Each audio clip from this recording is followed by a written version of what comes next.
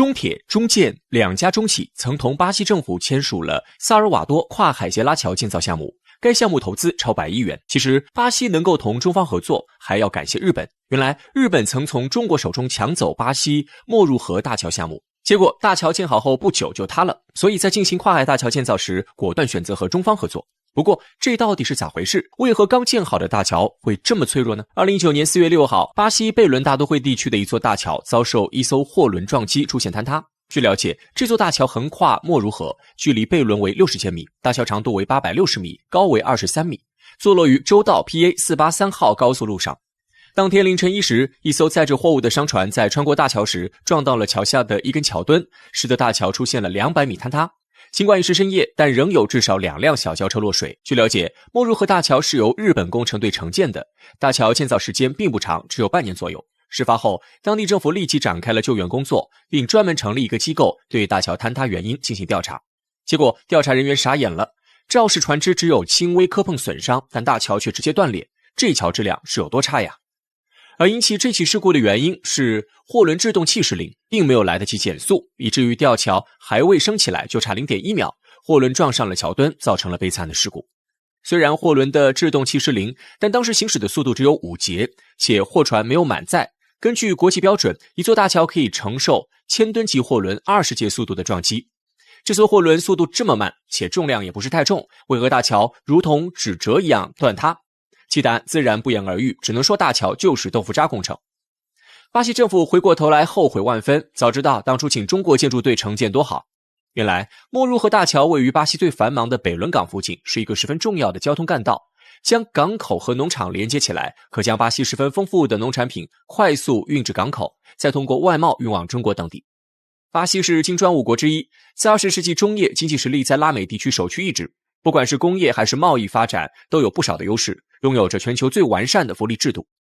可随着石油危机以及90年代的金融危机，巴西开始了去工业化，逐步沦为贫困的农业大国。为了能够重现过去的辉煌，巴西决定大力发展基建工程。但因去工业化的恶果，巴西根本没能力承接莫如河大桥，只能在国际上招标。因中国在基建上的实力有目共睹，且全球前10大跨海大桥有7座是中国建造的，再加上中方会提供低息贷款进行援助，巴西自然是有了和中方接触的打算。很快中方就拿出了一套建造方案，并给出了相应的报价。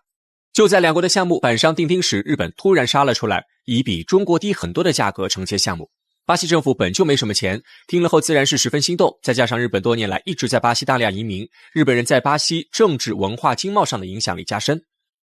故而巴西果断选择将大桥项目交给日本基建公司。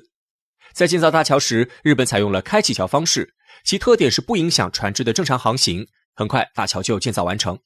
然而日本为了接这个项目故意压低了价格，以至于造成成本严重压缩，但日本人不可能干亏本的生意，他们在材料的使用上能省则省，结果建成了豆腐渣大桥。大桥在建造中并没有安装防震设备，且桥梁胸墙以及梁顶部应该填充油毛毡、沥青等作为缓冲，这样才能更好的防撞抗震，不至于一艘货轮没受伤，大桥就塌了。据当地媒体报道，早在2019年1月时，该大桥就被查出了桥墩腐蚀严重，缺乏防震设备等，但当地政府并未放在心上，酝酿出了这一事故。事故发生后，巴西政府立即找到了日本建筑方，要求对方给个说法，可日方却坚决不承认桥梁粗制滥造，一切责任都因那艘货轮引起的。日方还称，想要修复大桥也可以，但巴西政府需要支付一笔额外的维修费用才行。这笔费用高达2500万美元。巴西政府气得牙痒痒，这才意识到日本为啥建造豆腐渣工程。看似给出极低的建造价格，但如果加上后续的修缮费用，其总成本可就不低了。也就是说，日本建一座桥赚了2笔钱，把巴西当成傻子一样耍。经此一事后，巴西才后悔当初赶走了中国施工队。自莫如河大桥出事后不久，巴西政府为发展旅游业，决定建造萨尔瓦多跨海大桥项目，以促进两地的交通交流。据了解，跨海大桥可连接萨尔瓦多市和伊塔帕里卡岛2个地方，其中前者是巴西东北部十分重要的工业城市，其经济发达，人口众多，有着数不清的资源；后者是自然环境优越、风景如画的海边小岛，每年都有无数游客前来度假。这两地距离并不远，但需要跨越和我国渤海湾一样的桑托斯海湾。萨尔瓦多人想要前去岛上旅游十分困难，需多绕上200多千米，通行时间多达数小时，两地的交流也因此大受阻碍。因此，巴西政府决定在两地修建一座跨海大桥。一旦大桥建造完成，通行时间将直接缩短至25分钟，极大促进了两地的交通、文化交流以及旅游业发展。经过地质勘测，巴西方面很快给出了大桥建造的初步方案，预计整个跨海大桥长为 46.8 公里，其中海上部分长为 12.4 公里，预计耗资22亿美元。一旦建成，将成为拉美地区第一大桥，且其长度在世界排名第3。巴西团队确立方案后，立即来到实地勘察，可他们发现大桥的建设难度非常之高，技术性难度比较大。因桑托斯海湾是十分繁忙的航道，附近不仅有防护海港，也有产油田，自古就是巴西对外贸易的枢纽。为不影响大型货轮运输，大桥建设高度一定要高。但高处不胜寒，大桥太高，对抗风性、稳固性的要求几何性增加，巴西根本就没有这个技术，只能寻求国际公司合作。不过这一次巴西并没有考虑日本，而是向美国发出了邀请。可谁知美国工程队却根本就不具备超长跨海大桥的建造实力，又在国际上公开招标，可多国都因实力有限，无法承接这100亿工程。最后巴西才想起了中国，毕竟我国曾建造了全球最长的港珠澳大桥，全长55公里，总投资1269亿元。接到巴西政府的邀请后，中国工程师立即抵达现场勘察，对这座跨海大桥全方位评估，很快就给出了建造方案。该大桥斜拉杆高度为205米，最大跨径为450米，水深为60米，桥梁底部距离海面为85米，这一高度足以满足大型货轮经过。因这里的海底地形复杂，最深处超60米，因而对桥墩的材料要求极高。再加上巴西为了海洋环境考虑，不准动用炸药爆破海底岩石，其建设难度比港珠澳大桥还难。但就算如此，中方也没有说不，反而是爽快接了下来。2019年12月，中企就和巴方达成了项目协议，4年11月，双方正式签订特许经营合同，中方拥有着一大桥35年的运维权。这座跨海大桥如今正在紧张建造中，其主体部分大致完工，建造期间为巴方提供8000个工作岗位，预计未来30年还会为当地创造10万个岗位。且大桥建成后，可惠及周边40个城市及400多万民众的出行。最重要的是，大桥建成后，除了促进巴西的旅游业外，也对当地贸易、造船业、物流等行业注入了新活力，将成为巴西经济复苏的重要一环。对中方来说，承建萨尔瓦多跨海大桥好处多多，标志着我国的基建能力得到了肯定和证明，未来在拉美市场必然能够大放异彩，承接更多的合作项目。且巴西的矿产资源、农产品丰富，中巴两国在农产品上合作甚深，未来在矿产上也会深入合作。中国的矿产资源储备得以补充，保证了接下来经济的强劲发展动力。反观日本，靠耍小聪明在国际上频频闹出洋相，日本建造不再是工匠精神的代名词，未来也很难获得太多的跨国基建订单，这一切只能说自作自受。1949年4月4号，野心勃勃的美国人在欧洲迅速成立了以建立世界霸权为核心目的的北约组织。从结果论角度，北约在美国推行全球霸权的过程中的确发挥着极其重要的作用。那么在中国高速崛起的当下，美国人为何没有故技重施，在远东建立起一个新的北约，用以制衡中国？首先要明确的是，并不是美国人不想在亚太打造新北约，实际上自欧洲北约诞生之初，美国在亚太地区的霸权与军事构想便已同步提上日程。二战结束后，因远离战场得到空前发展良机的美国，已不再是20世纪初期那个小心翼翼谋求发展的新生国家，而是成了西方世界的代表和极具实力的超级大国。野心勃勃的美国人自此走上了一条称霸全世界的美梦。一方面，美国联合同一意识形态的欧洲国家，携手打造了专门针对苏联阵营的北约组织，让欧洲成为两大阵营博弈的直接前线。另一方面，美国也并未放弃暂时发展落后但极具潜力的亚太地区。为了将亚洲和太平洋打造成遏制共产主义的桥头堡，美国将亚太纳入其全球战略的重要组成部分之一，并迅速在该区域建立起自己的势力范围。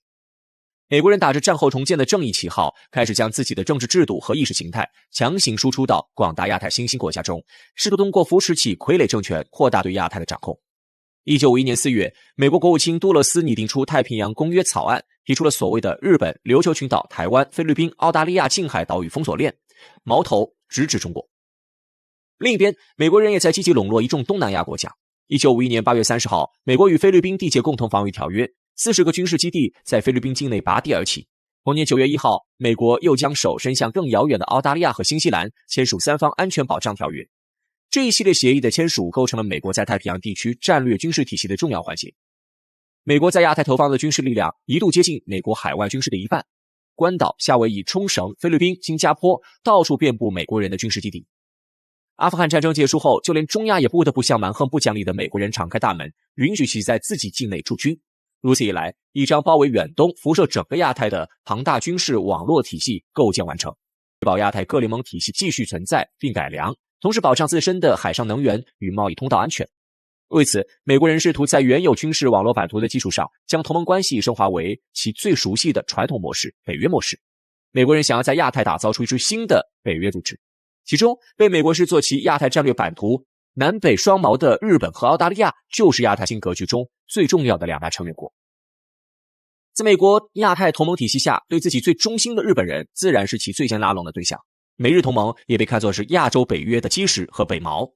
在亚太地区，日本是一个极为特殊的国家。从地缘位置看，它是一个亚洲国家，但却成天想着脱亚入欧，其政治、经济、文化等方面也深受西方世界影响。其次，日本还是亚洲为数不多的发达国家，属于西方七国集团之一，经济、工业、金融水平领先全球，综合实力不容小觑，能够最大程度上为美国分担压力。更重要的是，日本与中国存在很多不可调和的矛盾。将日本纳入亚洲北约体系，可以最大程度上确保这一未来组织站到美国潜在对手中国的对立面。除日本外，亚洲北约的南锚则是远离亚太核心区域的澳大利亚。早在上世纪50年代，澳大利亚便被拉入美国的亚太安全保障体系。此后，澳大利亚与日本作为美国的南北双锚，紧紧跟随在美国人身后。条约缔结后，除积极参加美国组织的联合军演外，澳大利亚还对美国的军事政策予以了无条件支持。1996年，美澳提高了双边战略同盟关系，在军事技术、情报分享、军事活动后勤保障等方面展开了广泛合作。进入新世纪后，美国人筹谋多年的亚洲北约俨然初具雏形。尤其是近2年，在中美竞争持续白热化的情况下，美国在亚太地区各种小动作不断。从2020年11月开始，短短1年时间，各国举行了3次海上联合军演，不难看出美国在亚太地区频繁拉包结伙的行为，针对目标就是中国。中国快速增长的综合实力俨然已经对美国霸权构成巨大威胁。传统亚太地区盟友双边关系已经不足以再限制中国，美国人只能更进一步谋求亚洲北约的建立。只可惜，从现实来看，亚洲北约几乎不可能实现。从2006年开始，美国就在亚太各方展开游说活动，积极筹建亚洲北约。2006年3月，美国国务卿造访澳大利亚，明确指出中国的军事与经济崛起将成为美日澳3方安全对话的重点话题。因此，澳大利亚、日本与美国必须携手合作，以确保中国的经济与军事发展不会对地区构成威胁。与此同时，美国和欧洲盟国还探讨了加强北约与日本、澳大利亚、新西兰等国的合作。按照美国人的设想，通过给予各国北约特殊国地位，将其绑上对抗中国的战车。可惜从结果来看，美国人的倡议除了在日本人那里得到了热烈反响之外，其他赞同者寥寥无几。首先，澳大利亚就曾屡次表态不赞成美国对华遏制。从本质上讲，中澳之间不存在根本战略利益冲突，更多的是前景广阔的合作机遇。目前，中澳两国贸易发展势头良好，甚至在推动建立双边自由贸易区等问题。中澳关系明显要迈入下一个稳定双赢阶段。如澳大利亚外长唐纳所言，中国的崛起和发展对世界具有积极意义。唐纳还劝说美日两国对华遏制一定是一个极大的错误。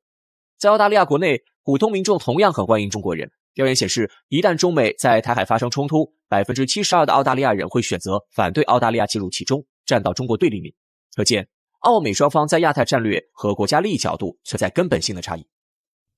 除与美国道不同外，澳大利亚对日本更是毫无好感。二战期间，日澳曾是敌对国，日本空军曾对澳大利亚北部展开大规模轰炸，双方之间存在血仇。澳大利亚始终没有忘记这起仇恨，对日本存有很重的戒心。因此，尽管两国于50年代便恢复了通商贸易，70年代日本更是成为澳大利亚的第一贸易合作国，但双方的合作也仅限贸易领域。在经济、政治、军事等层面，双方终究难以像美日那般做到亲密无间。不光是澳大利亚对亚洲北约不感冒，其他潜在成员国同样对美国人的建议不感兴趣，比如印度。作为南亚唯一的大国，又是与中国存在利益碰撞的国家，印度自然也是美国的拉拢对象之一。但就目前印度展现出的态度而言，想要将其拉入联盟显然有些难度。日本媒体分析认为，美国若强行要求亚太国家在中美之间站队，极有可能导致印度疏离，进而失去整个东盟的支持。一直以来，印度奉行的都是不结盟政策，毕竟印度人有一颗不甘屈居人下、自诩不输中美的大国梦。进入亚洲北约，充当美国人手中的大棒，显然与其外交准则相悖。再比如，作为美国忠诚小弟的韩国，看似加入亚洲北约毫无阻碍，但也极有可能因与日本的世仇，最终拒绝与其同流合污。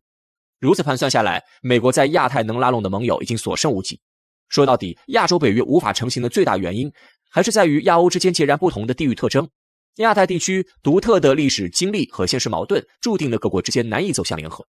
从目前来看，除日本外，美国其他盟友均不支持对华遏制政策。没有共同的敌人，所谓的同盟就没有了基础，建立亚洲北约也就只能是痴人说梦。